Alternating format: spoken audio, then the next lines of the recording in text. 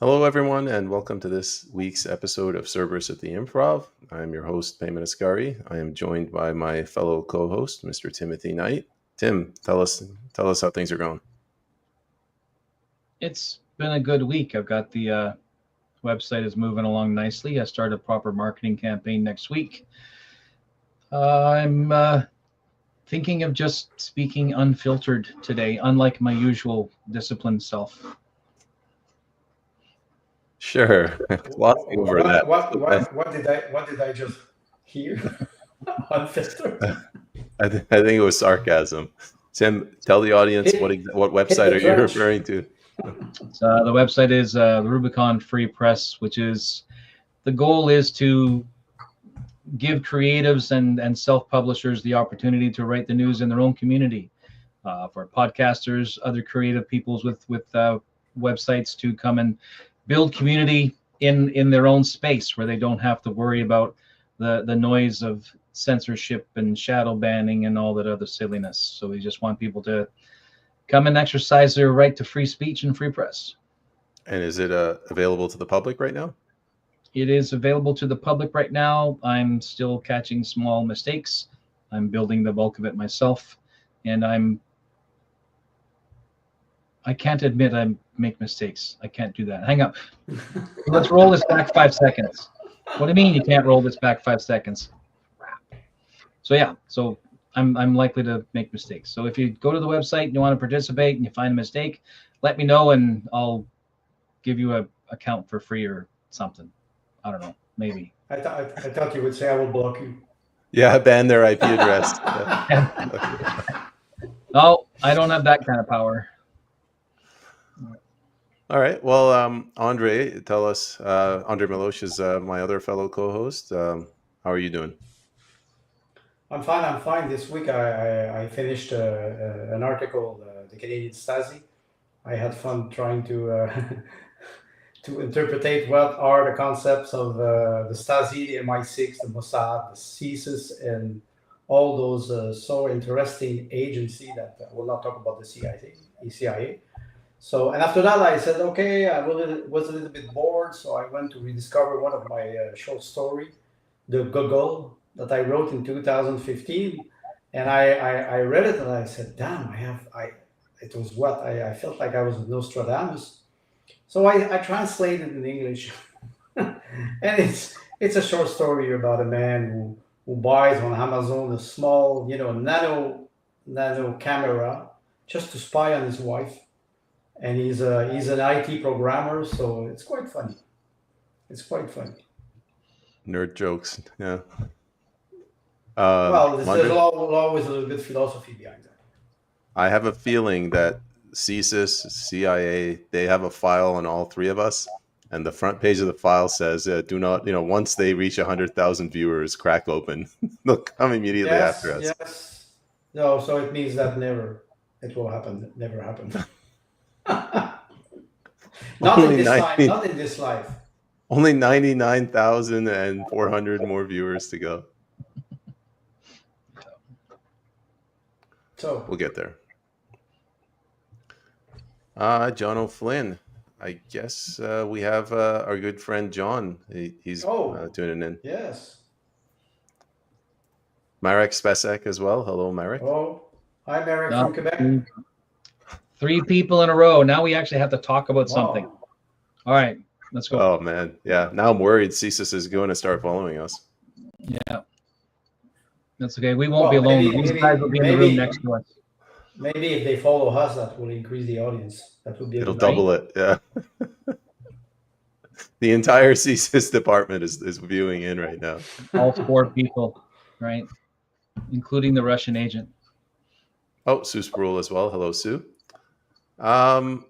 Let's get things started. So first topic that we're going to go over, if I can read this correctly, is just everything that's surrounding Donald Trump, but the Republican base, the implosion of the MAGA movement. I'm using the word implosion lightly.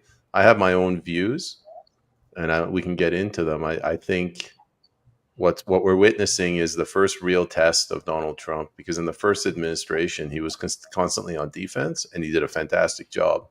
But now that he's actually going on offense, I think he failed particularly when it comes to foreign policy. He's more of a domestic guy. I'll go into more detail, but in terms of domestic, housekeeper. yeah, pedestrian, domestic in terms of pedestrian. Andre, what's your take on what happened the last, let's say, 2 weeks? Well, yeah, you mentioned in the introduction, the bomb. I was curious about, is it fab or fake? Because the Fab 500, it is a Soviet Union or Russian bomb, and the fake bomb is the Standard and Poor 500, which is financialization of the economy. So, as usual, Trump puts a declaration, and for the press or for his political base, and after that, events unfold. And he has to backtrack. So he always, in 2019, when his account was suppressed by X at the time, he was the one that was tweeting the most. Now on True Social, I think he's, first of all, it's his network, but he's always provoking or putting comments, press release. It's like he's a rock star, and he reacts to it. He wants to create the events, but behind that you have a hardcore reality, which is there are two major conflicts, and much more major conflict in Ukraine, major conflict between Iran and Israel. We will talk about this later. So Trump is lagging on the international scene. Locally or nationally, he's able to do something because he's the president of the United States. So, about immigration, about deportation, about many aspects. He gave a lot of freedom to RFK on health issues, but internationally, I would say he's not a diplomat. He's not a diplomat in the, let's say, classical or noble, sense of the term. And I think that he's starting to understand that he can criticize his staff, to Sigabard, but he's not really listening to his advisor. Maybe he's right. We think about what happened with the bombing. So is it a show? I'm sure it is a show. Then my problem with a show like this is that you have dead people on both sides. This is not a show. You can see the show, can be entertaining for people, but behind that you have people who are dying in Israel and in Iran. And this is not acceptable when you're a statement. Tim? And people are still dying in the Ukraine. Yes. And people are still dying, right? And still dying in Yemen, and still dying in South Africa, etc., etc., etc. My thought about Trump as a quote unquote celebrity is, can you imagine JFK on X? So, right. So I think that this concept of theater has been with us since, which president was it that did the whistle stop tours? He started that back in the late 1800s. So, and he was the other one who, because his wife was sick while he was campaigning, he stayed home, and more than 500,000 people came to his porch to listen to him speechify.